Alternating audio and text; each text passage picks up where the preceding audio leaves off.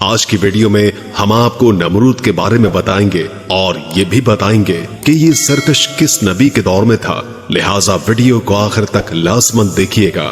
ناظرین، خدائی کا جھوٹا دعوے دار نمرود کون تھا؟ اس نے ہزاروں بچے قتل کیوں کروائے تھے اور اس کمبخت نے حضرت ابراہیم علیہ السلام کو آگ میں کیوں پھینکا تھا، اور آخرکار اس کا انجام کیا ہوا؟ یہی ہماری آج کی اس ویڈیو کا موضوع ہے۔ آج ہم ایک ظالم الجابر اور خدائی کے جھوٹے دعوے دار نمرود کے بارے میں بات کریں گے۔ ناظرین، نمرود حضرت ابراہیم علیہ السلام کے دور میں بابل کا بادشاہ تھا، اور قرآن مجید میں سورۃ البقرہ اور سورہ انبیاء میں نمرود کا ذکر آیا ہے۔ وہ ایک بت پرست تھا اور اس کی سلطنت میں بت پرستی رائج تھی۔ نمرود جو کہ صدیوں سے بادشاہ تھا، اس لیے بہت مغرور ہو گیا تھا۔ تفسیر ابن کثیر کے مطابق نمرود تقریباً 400 سال تک حکومت کرتا رہا۔ مفسرین کا بیان ہے کہ نمرود بڑا ظالم و جابر بادشاہ تھا۔ سب سے پہلے اسی نے شاہی تاج اپنے سر پر رکھا تھا، اور اس سے پہلے کسی بادشاہ نے تاج نہیں پہنا تھا۔ سر پر تاج رکھنے کی ایجاد نمرود بادشاہ نے کی۔ وہ لوگوں سے زبردستی اپنی پرستش کرواتا۔ کاہن اور نجومی اس کے دربار میں بکثرت اس کے مقرب تھے۔ نمرود نے ایک رات خواب میں دیکھا کہ ایک ستارہ نکلا اور اس کی روشنی میں چاند، سورج وغیرہ اور سارے کے سارے ستارے بے نور ہو کر رہ گئے۔ کاہنوں اور نجومیوں نے اس خواب کی یہ تعبیر دی کہ ایک فرزند ایسا ہوگا جو تیری بادشاہی کے زوال کا باعث ہوگا۔ یہ سن کر نمرود بے حد پریشان ہو گیا اور اس نے یہ حکم دے دیا کہ میرے شہر میں جو بھی بچہ پیدا ہو اسے قتل کر دیا جائے، اور اس طرح ہزاروں بچے قتل کر دیے گئے۔ چند تاریخی حوالوں کے مطابق نمرود نے حضرت ابراہیم علیہ السلام کو دنیا میں آنے سے روکنے کے لیے 4 سال کی مدت میں تقریباً 7000 بچوں کو قتل کروایا، لیکن اللہ پاک کے حکم کو کون ٹال سکتا ہے؟ اسی دوران حضرت ابراہیم علیہ السلام پیدا ہوئے، اور بادشاہ کے خوف سے ان کی والدہ نے شہر سے دور پہاڑ کے ایک غار میں ان کو چھپا دیا، اور اسی غار میں چھپ کر ان کی خوراک کا بندوبست بھی کر دیا کرتی تھی۔ بعض مفسرین کے مطابق 7 برس کی عمر تک اور بعض کے مطابق 17 برس کی عمر تک آپ اسی غار میں پرورش پاتے رہے۔ ناظرین، نمرود نے اپنی سلطنت میں خوراک کی تمام چیزوں کو اپنی تحویل میں لے لیا تھا۔ نمرود صرف انہی لوگوں کو غلہ دیا کرتا تھا جو اسے خدا تسلیم کرتے تھے۔ ایک دفعہ حضرت ابراہیم علیہ السلام اس کے دربار میں غلہ لینے کے لیے تشریف لے گئے تو اس خبیث نے کہا کہ پہلے تم مجھے اپنا خدا تسلیم کرو، پھر میں تم کو غلہ دوں گا۔ حضرت ابراہیم علیہ السلام نے بھرے دربار میں واضح اعلان فرما دیا کہ تو جھوٹا ہے اور میں ایک ہی خدا کا پرستار ہوں جو وحدہ لا شریک ہے۔ یہ سن کر نمرود آپے سے باہر ہو گیا اور آپ کو بھرے دربار سے نکال دیا اور غلے کا ایک بھی دانہ نہیں دیا۔ آپ اور آپ کے چند ساتھی جو مومن تھے بھوک کی شدت سے نڈھال ہو گئے اور ان کی ہمت جواب دینے لگی۔ آپ علیہ السلام ایک تھیلے میں ریت بھر کر ایک ٹیلے کے پاس تشریف لے گئے اور اللہ پاک سے دعا کی تو اللہ کے حکم سے وہ ریت آٹا بن گئی، اور آپ نے اس کو اپنے ساتھیوں کو کھلایا اور خود بھی کھایا۔ ناظرین، نمرود جو کہ ایک بت پرست تھا، اس نے اپنی سلطنت میں بھی بت پرستی کو رائج کیا ہوا تھا۔ جب حضرت ابراہیم علیہ السلام نے توحید کی دعوت دینا شروع کی تو اس نے حضرت ابراہیم علیہ السلام کی مخالفت کی۔ نمرود کا محل مختلف قیمتی پتھروں سے بنایا گیا تھا اور یہ مختلف قیمتی بتوں سے بھرا ہوا تھا۔ نمرود بتوں کی پوجا کرنے کے ساتھ ساتھ خود بھی خدائی کا دعویٰ کرتا تھا، اور حضرت ابراہیم علیہ السلام مختلف طریقے سے لوگوں کو توحید اور یکتا پرستی کی طرف دعوت دیتے رہے۔ ناظرین، جب حضرت ابراہیم علیہ السلام نے خفیہ طور پر بتوں کو توڑ دیا تو آپ کو نمرود کے سامنے پیش کیا گیا۔ اس موقع پر آپ نے نمرود کے رب ہونے کے دعوے کو رد کیا اور اللہ پاک کی وحدانیت کو ثابت کرنے کے ارادے سے نمرود سے ایک مناظرہ کیا۔ قرآن مجید کی سورہ بقرہ کی آیت نمبر 258 میں نمرود اور حضرت ابراہیم علیہ السلام کے مکالمے کا مفہوم کچھ یوں بیان کیا گیا ہے کہ اس مناظرے میں حضرت ابراہیم علیہ السلام نے فرمایا،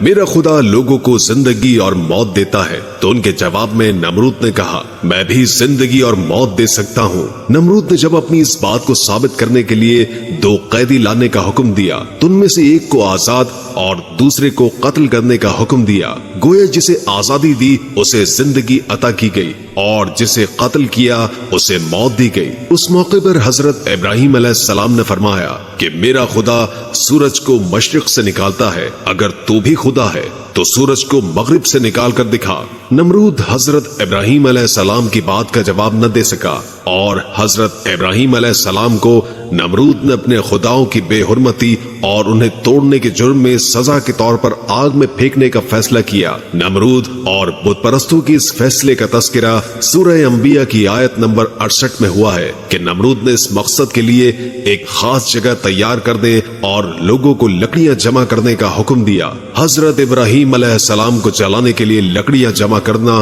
لوگوں کے لیے اتنا مقدس اور اہمیت کا حامل قرار دے دیا گیا کہ لوگ اپنی حاجات پورا ہونے اور اپنی بیماریوں کی شفا یابی کے لیے بطور نذرانہ لکڑیاں جمع کرنے لگے۔ ناظرین، تاریخی مصادر کے مطابق بابل کے مکینوں نے حضرت ابراہیم علیہ السلام کو جلانے کے لیے کثیر تعداد میں لکڑیاں جمع کی تھی۔ جب لکڑیوں کو آگ لگا دی گئی تو اس کی حرارت اتنی زیادہ تھی کہ کوئی بھی اس کے قریب نہیں جا سکتا تھا۔ اسی بنا پر اللہ کے پیارے پیغمبر حضرت ابراہیم علیہ السلام کو اس آگ میں پھینکنے کے لیے منجنیق کا استعمال کرنا پڑا۔ قرآن مجید کے مطابق جب حضرت ابراہیم علیہ السلام کو آگ میں پھینکا گیا تو خدا کی طرف سے آگ کو ٹھنڈا ہونے اور حضرت ابراہیم علیہ السلام کو نہ جلانے کا حکم ملا۔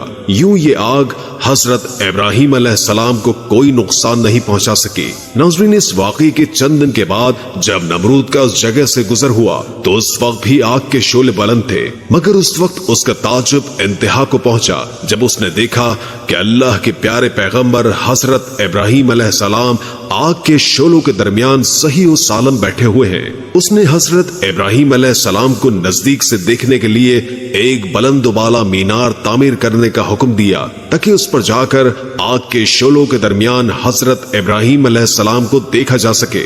نمرود کو جب یقین ہوا کہ آگ نے حضرت ابراہیم علیہ السلام کو کوئی نقصان نہیں پہنچایا تو اس وقت اس نے حضرت ابراہیم علیہ السلام کو کہا کہ یقیناً تمہارا خدا بہت بڑا ہے جس نے تمہیں آگ کے شعلوں سے محفوظ رکھا ہوا ہے۔ اب کیا تم آگ کے شعلوں سے باہر آ سکتے ہو؟ تو حضرت ابراہیم علیہ السلام نے فرمایا، کیوں نہیں، میں باہر بھی آ سکتا ہوں۔ نمرود نے دوبارہ کہا کہ اگر آپ آگ کے اندر بیٹھے رہو تو کیا آپ کو کوئی نقصان نہیں پہنچے گا؟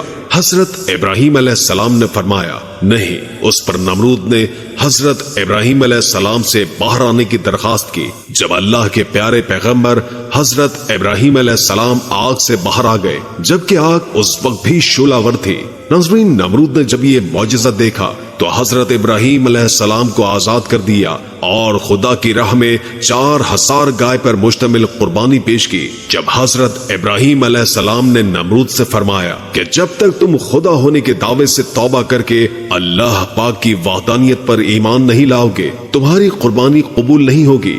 نمرود نے خدا کی تلاش اور ان سے لڑنے کے لیے اپنے پالتو عقابوں کے ذریعے آسمان کی طرف پرواز کی۔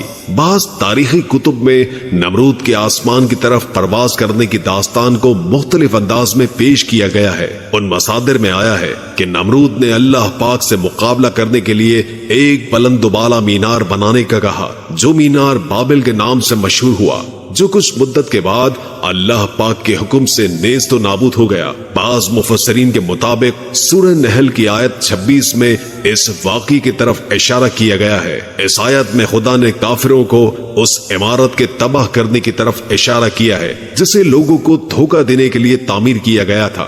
آسمانوں میں خدا کی جستجو سے نمرود جب نا امید ہوا تو ایک فرشتہ انسانی شکل میں اس کے پاس آیا اور اسے یکتا پرستی کی نصیحت کرتے ہوئے کہا، اے ضعیف انسان، خدا سے ڈرو اور اس کی نافرمانی سے بچو، کیونکہ خدا کی قدرت اور طاقت تم اور تمہاری فوج سے کہیں زیادہ ہے۔ اگر وہ چاہے تو تجھے اپنی سب سے ضعیف مخلوق کے ذریعے ہلاک کر دے۔ اس موقع پر نمرود نے اپنے علاوہ کسی اور کی بادشاہی سے انکار کرتے ہوئے خدا سے مقابلہ کرنے کا تقاضا کیا۔ فرشتے نے اسے اپنا لشکر جمع کرنے کے لیے 3 دن کی مہلت دی اور 3 دن کے بعد خدا کے حکم سے فرشتوں نے نمرود کے سپاہیوں پر حملہ کیا، جس کے نتیجے میں اس کی ساری فوج فرار ہو گئی۔ کچھ مدت کے بعد वही फरिश्ता दोबारा नमरूद के पास आया और उसे उसके लश्कर की शिकस्त याद दिलाते हुए खुदा पर ईमान लाने का कहा और कबूल न करने की सूरत में मौत वाक़ई होने की धमकी भी दे दी। लेकिन नमरूद ने इस बार भी दावत कबूल नहीं की। नाज़रीन, अल्लाह पाक ने एक मच्छर को नमरूद पर मुसल्लत कर दिया जो नाक के रास्ते नमरूद के दिमाग में दाखिल हो गया। नमरूद के सर में शदीद दर्द शुरू हुआ और दर्द की शिद्दत यहाँ तक थी कि वो अपना हाथ अपने सर पर मारने लगता, जिससे मच्छर कुछ लम्हे के लिए आराम से बैठ जाता। यूं उसे भी आराम मिलता। इसके बाद जो भी नमरूद के पास आता उसके एहतराम में हाथ का बोसा लेने के बजाय उसे आराम और सुकून देने की खातिर उसके सर पर जूते के कई बार रसीद करता था। तारीखी मसादिर के मुताबिक ये हालत 40 साल तक अल्लाह पाक की तरफ से नमरूद पर जारी रही और उसके बाद नमरूद हलाक हो गया। नाज़रीन, नमरूद के किस्से में हमारे लिए बेहतरीन नसीहत यही है कि खुदाई के लिए सिर्फ वही जात है जिसके कब्ज़े कुदरत में मेरी और हम सब की जान है। जो भी तारीख में अल्लाह पाक के मद्दे मुकाबिल आया वो नेस्तो नाबूद हुआ और रहती दुनिया तक निशाने इबरत बना। हम उम्मीद करते हैं कि आपको हमारी आज की वीडियो जरूर पसंद आई होगी। अगर आपको हमारी आज की वीडियो पसंद आई है तो आपसे गुजारिश है कि आप हमारे चैनल को सब्सक्राइब करें और साथ ही बेल के बटन को प्रेस करें ताकि आपके पास हमारी नई आने वाली मजीद मालूमाती वीडियोस का नोटिफिकेशन बर वक्त मिलता रहे। सब्सक्राइब के साथ साथ हमारी वीडियो को लाइक करें और अपनी कीमती आरा का इजहार कमेंट सेक्शन में करें। हम फिर हाजिर होंगे एक नए टॉपिक के साथ। अल्लाह हम सब का हामी और नासिर हो। आमीन।